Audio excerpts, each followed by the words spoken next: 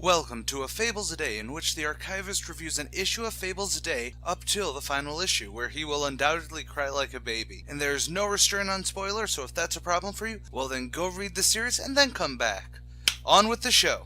Fables number 112, All in a Single Night, in which one of our intrepid and beloved Fables enjoys a long and very strange Christmas.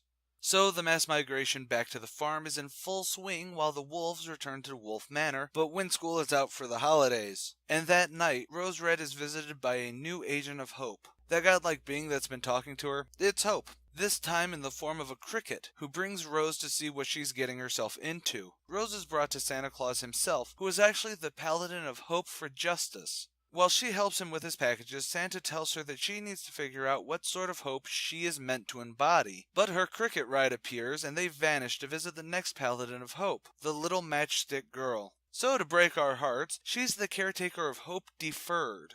You see, she sells her matchsticks not for her own care, but to store them all away so that her kids can one day have a better life than she has. But for everyone who knows the little matchstick girl story, she's not going to live long enough to have a husband or children. Rose calls for the cricket, sobbing, and leaves. He finally brings her to a ghost town with wandering shadows of peoples, including someone who looks very much like Boy Blue. But the real reason for her being there is to talk to the false bride, the paladin of Hope for revenge. She and Rose talk, and when she's done, before she leaves, the ghost that looks like Boy Blue did ask for a kiss on the cheek for showing her where the false bride was. But she can't kiss a ghost, so to keep her pledge, she has to make him whole. Yet then she wakes up on Christmas morning with a new sense of, wow, that was a weird night. And we close the issue with one of the wolf pups getting a toy boat. Yes, that's foreshadowing for the next big storyline.